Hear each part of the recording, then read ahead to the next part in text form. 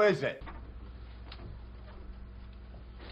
It's me, Snakes. I got the clips. Leave it on the doorstep and get the hell out of here. All right, Johnny, but what about my money? What money? Well, I am hosting the Christmas stew 2 years in a row now. That does entitle me to some money. A lot of people think I'm pretty funny. That a fact. How much do I owe you? Well, I didn't get paid last year, and I did beat out Mario Lopez as guest host. That does entitle me to some form of compensation. It's not exactly easy to beat AC Slater. You know what I mean? Too bad AC ain't in charge no more. Well, that's why they brought me back. The name's Snakes. I write really funny jokes about insanely boring footage that no one would otherwise watch. And I'm here to give you total dedication. I tell you what I'm gonna give you, Snakes. I'm gonna give you to the count of 10 to get your ugly, yellow, no-good keister off my property before I pump your guts full of lead. Sorry, that was just a very awkwardly worded sentence. Could you put it to me another way, maybe? 1, 2, 10.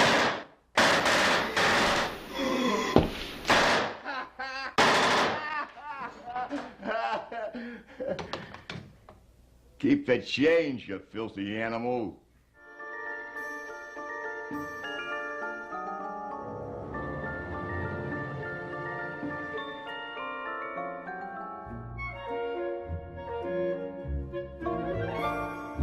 Welcome to the second annual Christmas Stew. Now, before we get started, I have to tell my viewing audience of 5, please don't get excited that I'll be doing this every year. I have officially run out of clips. It was a good run, guys, but all good things must come to an end, especially when no one watched it the first time. Anywho, we're going to be watching holiday home movie clips today featuring the fun and dysfunction and the family in family crisis intervention. Remember, you can't spell ruined without you and I. Our first clip comes to us from 1997. Now, in an attempt to prove to my family that I'm willing to show embarrassing clips of myself as well, I present to you a monologue from the fake movie The House Without a Christmas Tree. I, of course, didn't know that it was fake at the time. I took it from a very real sketch on SNL. It was a long time ago, back when Saturday Night Live was still funny. A long, long time ago. Excuse me. Oh, me? Yes, you, sir. Oh, yeah. Our audience would like to know, what does Christmas mean to you? Oh, to me? Yes. Well, my feelings would be best expressed from a monologue for the made-for-TV movie, The House Without a Christmas Tree. Different. All right. Oh, Daddy, Daddy, Daddy, I want a Christmas tree. A big, tall, green, beautiful juniper. And we'd have one if you weren't so grumpy all the time. We would have eggnog with cinnamon and nutmeg. Oh, Daddy, I want to sing. I want to sing. Do you hear that? Do you hear that? Hear what? Hear what? Hear what? I hear those sleigh bells jingling and ring ting tingling too. Come on, it's lovely weather for a sleigh ride together with you. Outside the snow is falling and friends are calling. Yahoo! Come on, it's lovely weather for a sleigh ride together with you. At that age, I demanded attention and got suspended from school for talking back to teachers and having an attitude. Outside, the principal's calling for parent-teacher conference at 2. Come on, it's lovely weather for a day or two off from you. Thank you. Now, if that wasn't enough of a punch in the face, here is an actual punch in the face I sustained later. Tough crowd of 2. With the camera!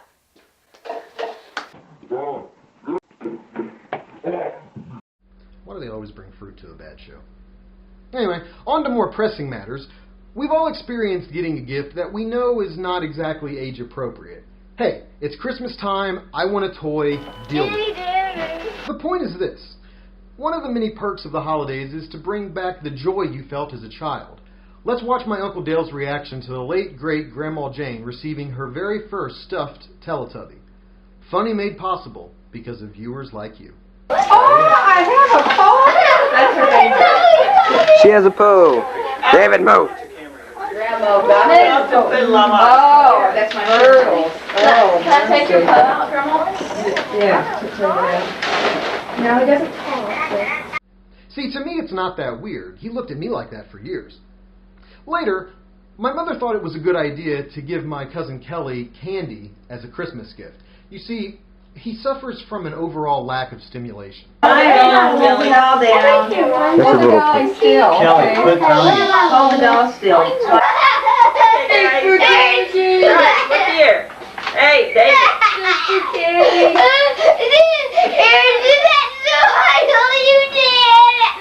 Now let's watch him graciously accept his gift from her. Karen always gives us candy. That's right. Time for your riddle, Iron Kelly. always makes me take Ritalin. Shut up and take these pills so they'll shut you up. Don't I get a spoonful of sugar? No, that was your previous You method. said we were going to try cross-tapering. I'll cross-tape your mouth shut. Well, while we're on the subject of hyperactivity, let's take a look at this clip with the family dog. Having a pet in the house always makes you feel safe from intruders, but when the intruders don't come and the pet gets restless, this is what happens. Okay, you're on. Bo gets a little hyper here. Okay, here. It's hard to get him on film. So he's biting. Yeah. Bo, can you say hi and be nice, boy? Yeah. Yeah. Bo's a pretty dog, huh? Is Bo going to turn around and look? Bo! Where's Bo? Yeah. He just about attacking me. You got him? Uh-huh. Yeah, I got him. He needs to relax a bit. Now that I get older, I'm starting to think my mom was wanting that attack to happen.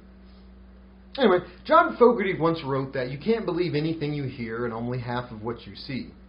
Big mouths keep on talking, proud Karen keeps on talking back.